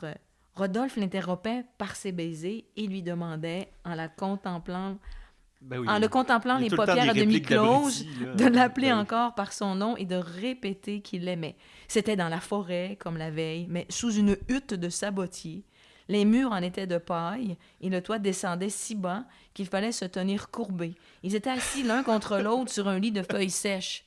T'sais, on est loin du lit avec les draps de soie, puis les pétales de rose, là. Oui, c'est ça. On n'est pas là. Mm-hmm. On est vraiment dans une hutte. Mais... c'est terrible. Mais tu sais, moi, tu vois, c'est ça. C'est encore une fois les cycles de désenchantement dont je te parlais, tu sais, qu'Emma vit, mais... c'est plus, moi, ce qui... Tu sais, on parlait tantôt qu'elle m'énervait. Je pense qu'il y avait aussi il n'y a aucun personnage qui a de l'introspection, je trouve, dans ce livre-là. Ah ben là, on tombe sur la narration. Ouais. On tombe sur la narration, puis ça aussi, ça fait partie du procès que Flaubert a subi, parce qu'on change de narrateur. Oui. Ben, puis ça, il laisse loin... Puis pour lui, il faut... À cette époque-là, il y a beaucoup d'auteurs qui vont commenter les personnages. Oui. L'auteur fait des intrusions. Dans... Flaubert, il reste le plus loin possible et le plus froid possible. Donc, tu as l'impression que tu n'as pas accès au personnage ou tu n'as pas le regard de l'auteur. Aujourd'hui, la mode est à l'autofiction. Tous les romans, ou presque, là, ça parle de soi. Mais je pense que n'importe quelle œuvre, c'est une œuvre. Je pense qu'une œuvre, c'est une projection, même qu'on le veuille ou non. C'est la question à 100$. Personne ne va réussir à répondre à cette question-là. Ça me paraît évident, mais j'ai ma position. Tu as des auteurs ils veulent absolument pas. Puis qu'il faut que tu sois complètement... Oui, mais dans le style, n'importe qui, je pense qu'il y a... même, en tout cas. Oui, c'est une super question à débattre parce que les littéraires font des doctorats encore bien là-dessus. Sûr. Là. Bon. Tu peux te lancer. C'est ça. Moi, surtout avec toutes les... Mes 2 cours de cégep de français du cégep anglophone. Ouais, doucement rattrapé, mais... Très bon prof, là. Oui, mais c'est minimal.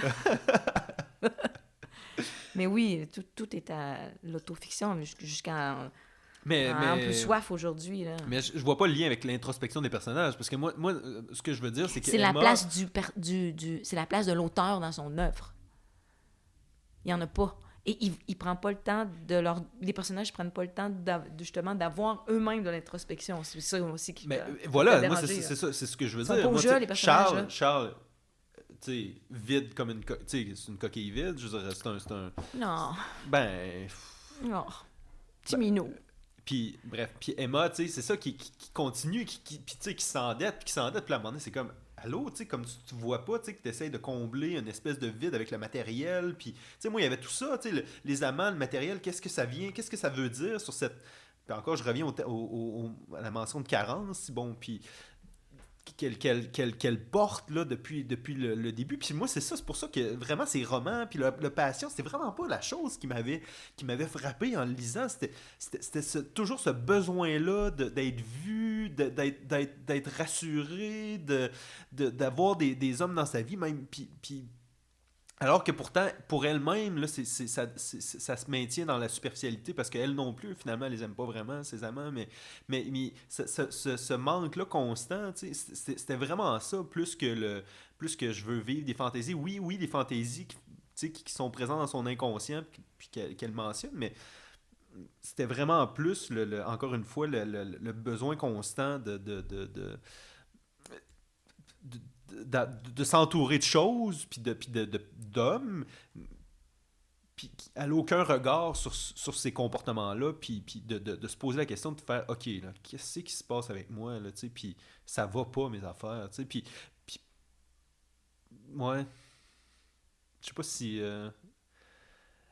Je t'écoute. Je suis là, puis je te blase de toutes mes... non, je t'écoute. J'essaie de te suivre. J'espère que nos auditeurs suivent bien. Où est-ce qu'on en est rendu? Je parle avec énormément de passion, mais je te ramène à quand je te dis que j'adore parler de ce livre-là, Mm. c'est ça. Ça m'a fasciné, tu sais. Puis j'en parlais avec d'autres personnes qui l'ont lu aussi, puis c'était intéressant de parler d'Emma. Je pense que, tu sais, Emma, c'est un personnage incroyable. Là, Madame Bovary, c'est moi. Ouais. Moi, j'ai souvent dit Madame Bovary, c'est moi. Puis parce que Mais dans ma vie... T'es quand même plus nuancé, là. Oui, mais dans le sens que je suis hyper idéaliste. Ouais. J'ai tellement lu de romans quand j'étais jeune que je me cherchais un prince charmant. Je l'ai trouvé. Que tu l'as... Ben oui. Je l'ai trouvé. Ben oui. Mais je l'ai souvent critiqué. Parce qu'il n'était pas comme dans les Lequel? livres. OK, Le seul que j'ai lu depuis, ça fait 27 ans, c'est le même. On le salue à la maison. Allô Il Christian. a mon âge. Ben, en fait, votre relation a mon âge. Oui, c'est ça. Puis je l'ai souvent critiqué parce qu'il n'était pas comme tel personnage ou il lisait pas tant, il manquait de ci, de ça. Ou souvent, on va au théâtre ensemble. Ça fait longtemps au début. Puis moi, j'avais vu quelque chose dans une pièce, puis lui, il l'avait pas vu. Puis j'étais choquée, tu sais. Mais voyons. Puis là, j'y donnais un peu de trouble. Puis ça, c'est mon bovarisme à moi, là. Genre, tu cherches l'idéal, cette complétion-là parfaite, mais ça n'existe pas. Effectivement. Ça existe. Ben oui, c'est quelque pas. chose que je constate moi aussi dans mes relations. Là. Mais non. C'est intéressant. C'est intéressant. Oh oui, c'est vraiment, vraiment intéressant. Puis il y a une question que je voulais te poser, justement, sur la passion. Elle est où ma question? Ben, sinon, Continue à parler, là. Ben, moi, c'est parce que j'ai une autre question à te poser, mais je veux pas te... Non, tu veux pas. Ben, qu'est-ce que tu penses... Est-ce que tu dirais que Madame Bovary, c'est un livre féministe, de 1, puis de 2, sous question? Quelle est ton opinion sur le fait que ça a été écrit par un homme? C'est 2 excellentes questions. J'aurais tendance à dire oui. Oui, que c'est écrit par un homme. Que ça ouvre la porte à des questions féministes.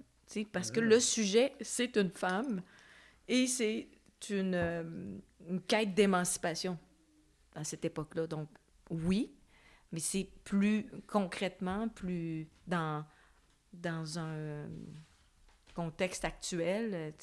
Les œuvres féministes vont être écrites par des femmes. Mais il y a des hommes qui sont féministes et qui peuvent écrire des féministes. Justin Trudeau se décrit comme un... Ouais, ça c'est un autre sujet. On ne parlons pas de politique.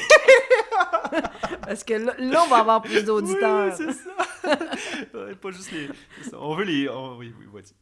Il y a un auteur québécois que tu connais peut-être, Jean-Philippe Barry-Guérard. Je connais le nom, j'ai jamais malheureusement lu. OK, mais je te conseille tous ses livres. Royal, Haute Démolition.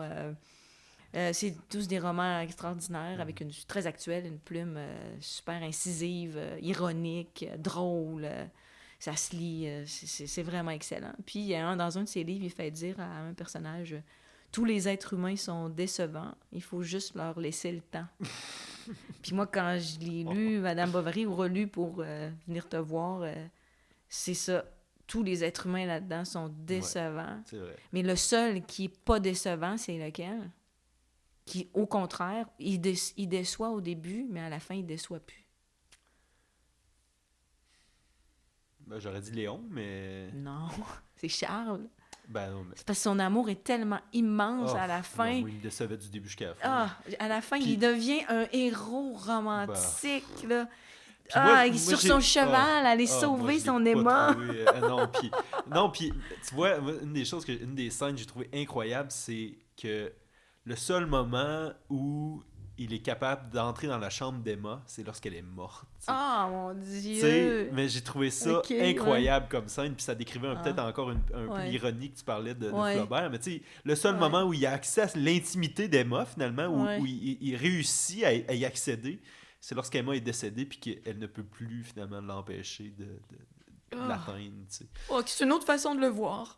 un peu déprimant. Mais disons d'où les personnages autour, la petite bourgeoisie qui l'entoure, l'heureux, ils sont dégoûtants. Mais moi, j'arrivais pas à les... Ils étaient tellement insipides, ces personnages-là, que j'arrivais pas à les différencier. Dangereux. Ben oui, mais tu vois, Binet, Homais, mon Dieu, son autre... L'heureux. Oui, celui qui se coupe la jambe, là... Hippolyte, merci. Foutu. C'est une scène incroyable, ça. Oui, bon. Toi qui es médecin, là, Ben, j'ai trouvé que Flaubert était vraiment bon, là. En fait, j'étais comme, mon Dieu, il y a des connaissances médicales pour 1850 qui sont quand même impressionnantes. Oui, ça, c'est intéressant. Ouais. Mais je sais qu'il a pris énormément de temps pour écrire le livre. 56 mois. Bon, c'est ça, à peu près 4-5 ans, là, en termes laïques. Là. 56 mois, ça ferait 4 ans et des poussières, là, mais... ouais, 56 mois, exact. Je l'ai dans mon PowerPoint de prof. Presque 5 ans. Ben oui, c'est ça. Puis je sais que, particulièrement pour ces scènes-là, prenez le temps d'aller lire des encyclopédies médicales pour bien comprendre la médecine et tout, bon, qui était limitée malgré tout à l'époque. Là. Puis... c'est comment qu'il essaie de soigner cette plaie-là. Tout est décrit, puis c'est là on tombe dans le réalisme, là. Oui, oui, tout à fait. Oui, et puis c'est vraiment impressionnant. Là. Puis l'autre médecin qui arrive finalement, qui constate à quel point Charles est un incapable puis mauvais, tu sais, puis voilà. Il ampute la jambe, qui est complètement gangrénée parce que Charles a attendu... Qui devait souffrir, cet enfant-là. Des semaines, ben oui, puis en fait... En réalité, il n'aurait probablement pas survécu parce que l'infection, le choc septique et compagnie ça l'aurait tué, là, mais ben, il y aurait eu des bactéries dans son sang puis ça aurait fait capoter tout le reste du système. Là, mais bref, c'est pas important. Là, mais oui, effectivement, c'est des scènes qui sont incroyables, mais c'est ça. Qu'est-ce qu'on disait avant ça? On parlait de Charles puis qui veillait... Ben, tu le trouvais pas romantique du tout, là. Puis tu trouvais pas qu'il était... tu t'adhérais pas à tous les êtres humains sont décevants, il faut juste... c'est toute la gang. Il y a quelques êtres humains que je connais depuis longtemps, que j'admire encore, là, mais... pour qui j'entretiens une... Mais on parlait du féminisme, oui, c'est ça, on parlait du féminisme, du livre, puis de...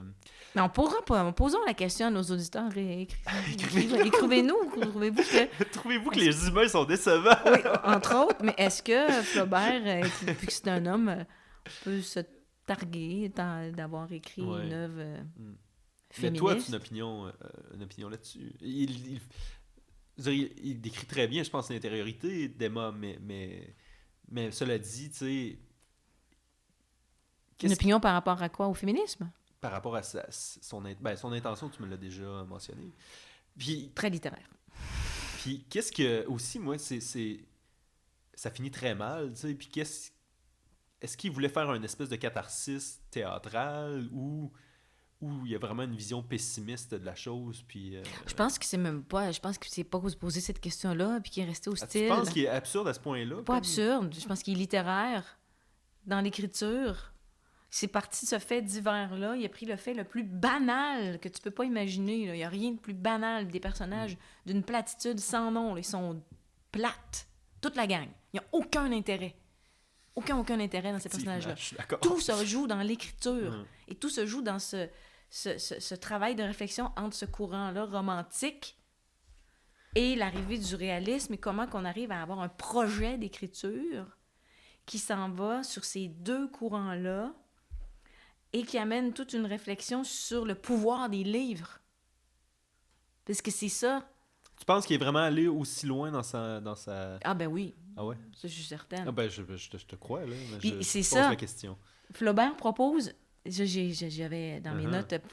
Flaubert propose plutôt de lire en artiste, de mettre les textes à distance, ce qu'Emma n'est pas capable de faire, ce que sans doute plusieurs lecteurs qui ont envoyé le livre en procès n'étaient pas capables de faire à l'époque. C'est des gens qui étaient... Emma, elle lit pas pour savoir les choses, mais pour s'assimiler à la vie des personnages. Ouais, okay. Elle vit dans le sublime. Mais Flaubert, lui, il lisait pas ça, ce livre-là, comme de cette façon-là. Allez voir toute l'ironie, allez voir comment je critique. Il va critiquer Lamartine, qui est un poète romantique incroyable. Puis elle va épouser Charles, qui est un médiocre.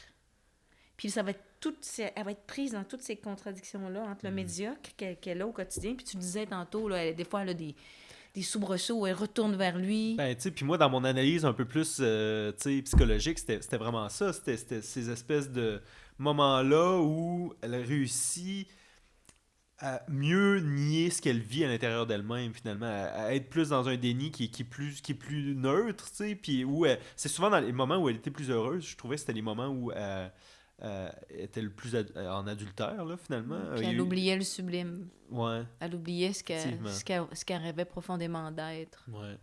Tu sais, qu'est-ce que qui on veut vraiment être? Qu'est-ce qu'on aime vraiment? Mais c'est important, ça, Ben oui. de te connecter à ton cœur. Puis Ben, de elle dire... l'est pas du tout, mais c'est ça qui est Bon, drôle. c'est qu'elle a beau être embarquée dans ces histoires, mais elle n'est pas capable de dire exact. qu'est-ce que Parce moi, que ce qu'elle veut être, c'est comme ce qu'elle voit, comme ce qu'elle lit. Ouais. Donc, elle n'a pas cette Elle a pas de auto-réflexion-là nuance, en fait. Ben sur non. ce qu'elle veut vraiment. Ça, c'est vraiment trippant. Ça, c'est intéressant. Mais ça, c'est une lecture contemporaine qu'on est en train de faire. Oui, là, oui, là. bien sûr, on est super anachronique sur notre... mais quand même, on est en 2023, qu'est-ce que vous voulez? Est-ce que Flaubert condamne le comportement d'Emma Bovary, selon toi?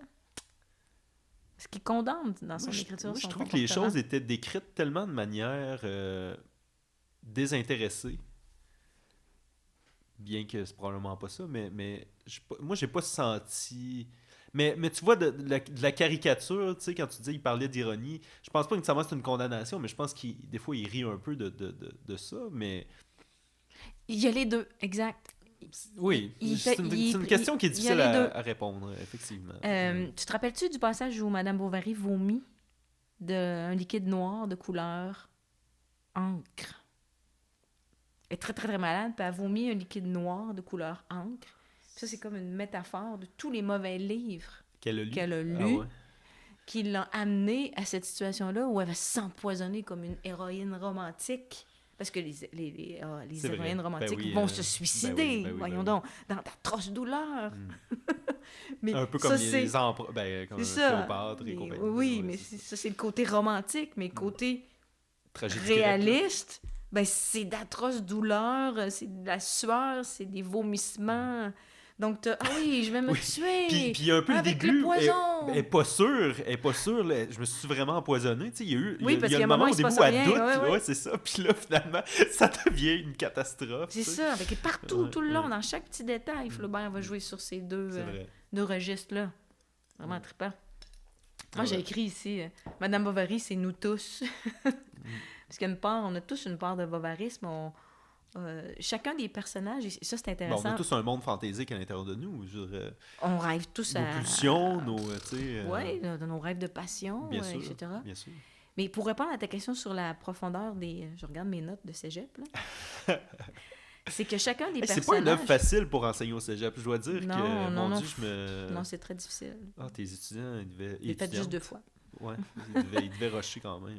Mais il se trouve en même temps, c'est le fun de travailler un peu. Ouais. Il y a tellement de liens, je trouve, à faire en revisitant avec le monde actuel. C'est fou. Que dans le fond, tu parles tu avais de la misère à ce qu'il y ait de l'introspection, mais c'est parce que Flaubert veut faire en sorte que chaque personnage soit assez général pour qu'il représente et ils aient tous une dimension sociale. Fait que tout le monde peut voir une partie de lui ou d'elle dans chacun des personnages. Fait qu'il y a une espèce de recul qui permet que ça soit plus des archétypes que vraiment rentrer dans une narration au jeu, puis etc. Fait que ça devient une espèce de critique aussi d'une époque. C'est intéressant, puis il y a 2 choses. Je voulais qu'on parle aussi de la lutte des classes, que je trouve qui est intéressant dans ce livre-là, mais une des choses que tu parlais de narration, c'est que le livre comme je disais dans mon très long résumé Oui, c'est comme pas pire. ça commence, puis on pense que le personnage principal, c'est Charles, tu sais. Ouais. Puis lorsqu'Emma arrive dans le décor, il y a vraiment une transition, puis là, c'est vraiment plus Emma, et à peu près seulement Emma qu'on suit vraiment de proche, tu sais. Puis ça, je trouvais ça intéressant aussi. Puis en tout cas, je sais pas qu'est-ce que oui, c'est. Oui, puis ça amène, ça déstabilise le lecteur. Effectivement. Puis ça, déjà, là, les gens, en fait, ça nous ramène à l'écriture. Ouais. Toujours Flaubert qui aime jouer en littéraire, en artiste, qui aime qu'on lise en artiste son œuvre. Puis, ben c'est ça. Puis là, je reviens à l'aspect, la deuxième élément, lutte des classes. Tu sais, je trouve que ça, c'est quand même quelque chose de très présent dans le livre, qui est exacerbé avec le moment au palais du comte de Vaubyessard, tu sais, où il y a tout le luxe, puis le privilège qui est exposé. Puis moi, c'était une impression, mais j'avais l'impression qu'avec une certaine dénonciation là-dedans, tellement que ça contraste, puis que c'est excessif de la façon que c'est décrit comparé à leur quotidien à Tostes, tu sais, qui est une espèce de petite ville de base de faible envergure en France. Puis il explique justement que le comte lui se souviendra, il se souvient pas il l'a même pas vu dans la soirée, tandis qu'elle en devient complètement omnubilée. Ouais. Puis toute la relation avec la richesse aussi dans qu'elle développe, puis qu'elle va entretenir en s'endettant, tu sais. Tu sais, quand je parlais de caricature, il y a vraiment quelque chose, tu te dis, ben là, voyons, à quoi ça sert, tu sais. Puis elle change ses rideaux tout le temps, puis tu sais, elle s'entoure constamment d'objets, tu sais, puis elle aspire. Il y en a combien qui font ça encore aujourd'hui? Oui, bien sûr. Là. C'est ça qui est le puis fun en fait, avec ce livre-là. Oui, c'est très... puis c'est ce qui fait que l'œuvre est éternelle, tu sais. Je pense que ça va être universel, en fait, je devrais dire. Il y a combien de femmes, de jeunes femmes, de jeunes hommes qui arrivent...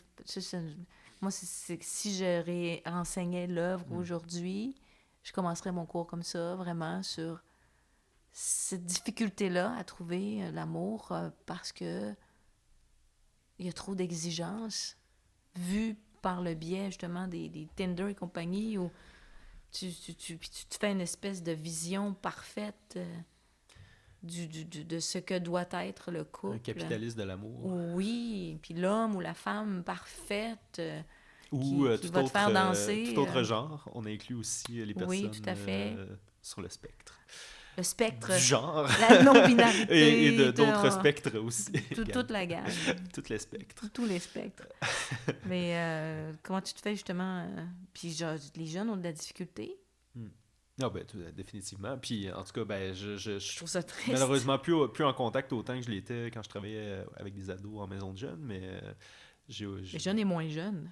Ah oui, bien sûr. Hein, c'est encore quelque chose d'actuel. Ouais, quand tu passes la journée à regarder des personnes idéales, puis tu te ramasses dans la réalité, puis c'est c'est pas si beau que je pensais. Tu deviens une Emma Bovary. Donc, tu deviens victime de bovarisme. Tout à fait. L'épreuve du réalisme n'arrive pas à combler le romantisme que tu t'es fait. Effectivement.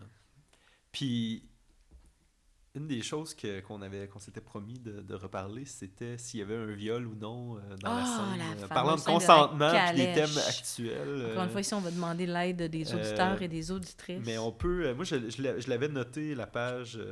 J'y retourne. Là, ça va. Ah oui, c'est ça. Donc, 394 dans mon édition de Folio classique. Je sais pas... Moi, j'ai Folio Plus, hein. Mais, dis-moi, c'est quoi la partie, puis la... mon Dieu, c'est troisième partie, chapitre 7. Troisième partie, chapitre 7. Ouais. Si loin que ça. Je vous lis le passage. Elle se leva d'un bond et lui dit « Monsieur, j'attends. » « Quoi donc ?» fit le notaire, qui devint tout à coup extrêmement pâle. « Cet argent. » Mais, puis cédant à l'éruption d'un désir trop fort, « Eh bien oui. » Il se traîna à genoux vers elle, sans égard pour sa robe de chambre. « De grâce, restez, je vous aime. » Il la saisit par la taille. Un flot de pourpre monta vite au visage de Mme Bovary. Elle se recula d'un air terrible en s'écriant « Vous profitez impudemment de ma détresse, monsieur. Je suis... » Oh mon Dieu, excusez. C'est pas la bonne scène. Non, j'étais comme... Ça, c'est la scène. C'est la scène. Ça, on va couper son montage. Ça, c'est une catastrophe. on le laissera, sinon ça va être une joke. Ah mon Dieu, non, c'est la scène que le notaire est vraiment prise par les dettes, puis le notaire lui propose de se prostituer pour rembourser ses dettes. Attends, je retrouve la page. Alors, vous reprenez après un coupure au montage parce que... combien de temps que ça dure? Bon, c'est pas grave. Je le retrouverai en l'écoutant, mais on s'excuse d'emblée parce qu'il y a eu une longue recherche de l'extrait de La Calèche. Mais donc, voilà, c'est ça. Ce qu'on disait, c'est ce qu'on débattait sur s'il y avait viol ou non lors de La Calèche, puis on a retrouvé l'extrait pour en débattre. Donc, on disait que c'était, donc dans mon édition, là, à la page 325, mais donc troisième partie, chapitre 1. Et ça dit donc, Léon fuyait, car il semblait que son amour, qui depuis 2 heures bientôt s'était immobilisé dans l'église comme les pierres, allait maintenant s'évaporer Mon Dieu, et je lis vraiment, excusez-moi. Allait maintenant s'évaporer telle qu'une fumée par cette espèce de tuyau tronqué de cage oblongue de cheminée à jour qui se hasarde si grotesquement sur la cathédrale comme la tentative extravagante de quelques chaudronniers fantaisistes. En fait, ils avaient visité la ville de Paris, là, puis ils faisaient le tour, puis Emma allait partir. Et là, donc, Emma... Juste avant que tu enchaînes, mais c'est tellement délicieux. Une cage oblongue à cheminée à jour, de cheminée qui se hasarde si grotesquement comme la tentative extravagante de quelques chaudronniers fantaisistes. Mais tu vois, moi, c'est le genre de phrase que c'est comme trop littéraire, puis je décroche quand je lis ça. Mais je suis trop concret dans la vie. Bon, donc, Emma dit « Où allons-nous donc ?» Sans répondre, donc Léon continuait à marcher d'un pas rapide, et déjà Mme Bovary trempait son doigt dans l'eau bénite, quand ils entendirent derrière eux un grand soufflet haletant, entrecoupé régulièrement par le rebondissement d'une canne. Léon se détourna. « Monsieur !» « Quoi? » Comme un enfant. Il reconnut le Suisse qui leur faisait la guide, qui faisait office de guide dans la visite, portant sous son bras et maintenant en équilibre contre son ventre une vingtaine environ de forts volumes brochés. C'étaient les ouvrages qui traitaient de la cathédrale. « Imbécile !» grommela Léon, s'élançant hors de l'église. Un gamin polissonnait sur le parvis. « Va me chercher un fiacre. » Mais là, mon Dieu... Ah oui, c'est ça, ok, on y arrive. Là, j'étais comme, mon Dieu, je suis parti trop loin. L'enfant partit comme une balle par la rue des 80, alors ils restèrent seuls quelques minutes face à face, un peu embarrassés. « Ah, Léon, vraiment, je ne sais pas si je dois. » Elle minaudait, puis d'un air sérieux. « C'est très inconvenant, savez-vous. »« En quoi ?» répliqua Leclerc. « Cela se fait à Paris, et cette parole, comme un irrésistible argument, la détermina. » Alors, la détermina. Ah, ok, ouais, on peut... ouais. Cependant, le fiacre n'arrivait pas. Léon avait peur qu'elle ne rentrât dans l'église. Enfin, le fiacre parut. « Sortez du moins par le portail du Nord », leur cria le Suisse, qui continue à essayer de leur vendre la cathédrale. Là. Donc, passons cet extrait. « Où monsieur va-t-il » demanda le cocher. « Où vous voudrez » dit Léon en poussant Emma dans la voiture. Et la lourde machine se mit en route. Et ensuite, débute la scène de la calèche où la calèche sera remuée comme un bateau sur l'eau. Mais j'avoue qu'effectivement... Attends, on va voir. Et la lourde machine se mit en route. Elle descendit la rue Grand-Pont, traversa la place des Arts, le quai Napoléon, le pont Neuf et s'arrêta court devant la statue de Pierre Corneille. Tu vois, c'est pas pour rien, ça. Là. Et Pierre Corneille étant un auteur... Ah oui? Mon Dieu, un auteur de théâtre. Moi, je fais un podcast de littérature, mais c'est pour me remettre à lire. Hein? C'est lui qui a écrit le Cid. OK. Une de mes pièces de théâtre préférées. Ah, mon Dieu. Continuez, fit une voix qui sortait de l'intérieur. La voiture repartit et, se laissant dès le carrefour Lafayette, emportée par la descente, elle entra au grand galop dans la gare du chemin de fer.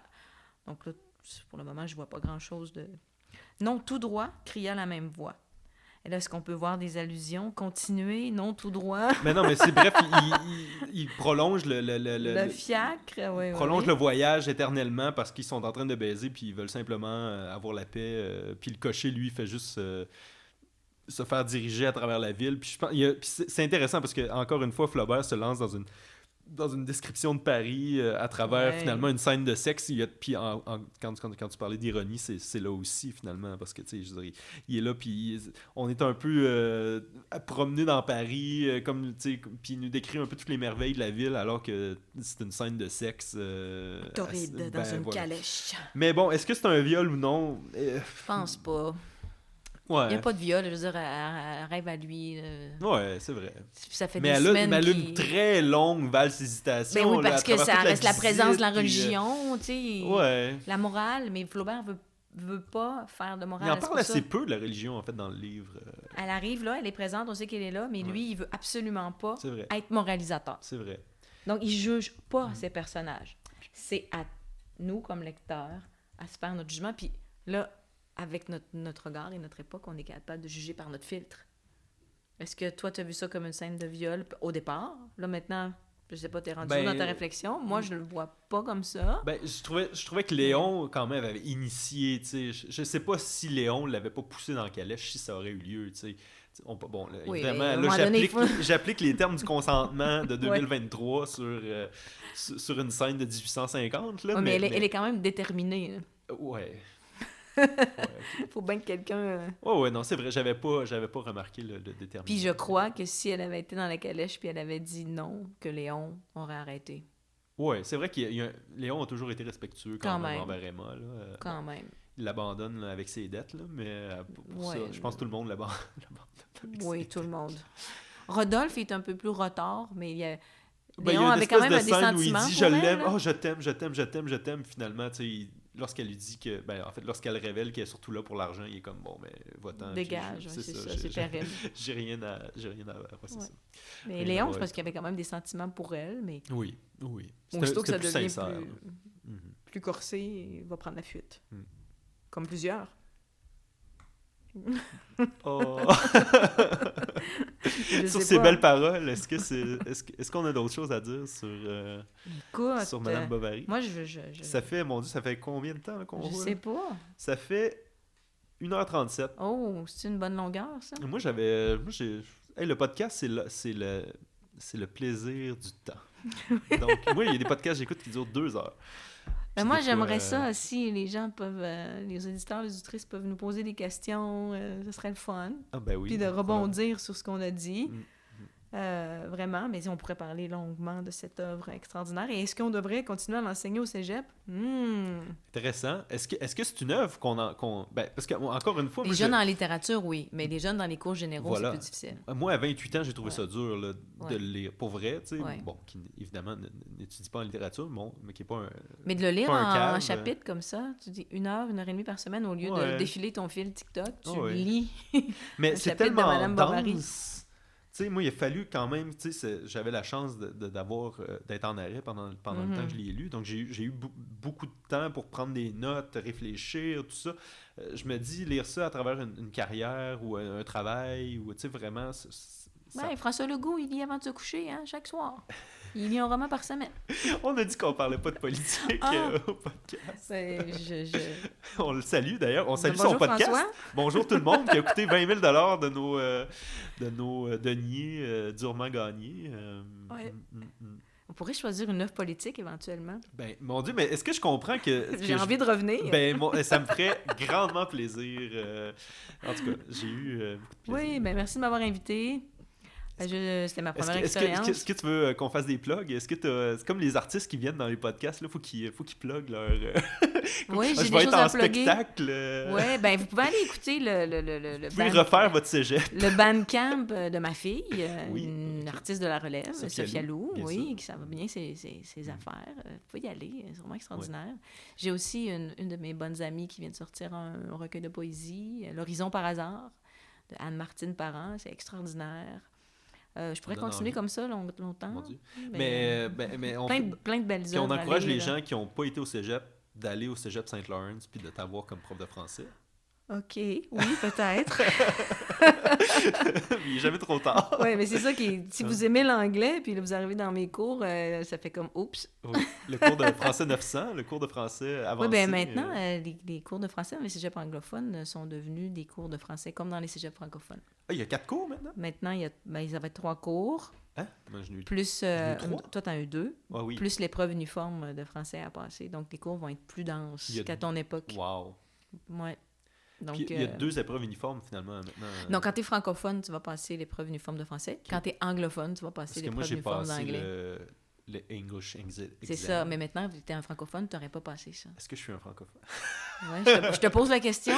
Ben Est-ce que tu rêves encore autant du Canada? On va éteindre les micros avant ça. OK, parfait. Mais on remercie tout le monde, puis je vais faire de toute façon une conclusion probablement post... ou peut-être juste une intro, on verra.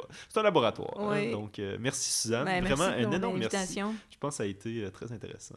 Quand même, un petit résumé Une un belle peu long, conversation. mais qui peut être utile. Ben oui, c'est ça. Les gens n'ont pas besoin de le lire. Oui, Mais on les encourage quand même. On les encourage à le lire. Gustave Flaubert a besoin de votre argent dans son cercueil. Il y a des bons films, hein? Ah oui? Je trouvais aussi que ça aurait pu être une bonne pièce de théâtre. Oui, mais il y a des films. Il y en a une, entre autres, avec... c'est quoi son nom, la belle? Isabelle Huppert.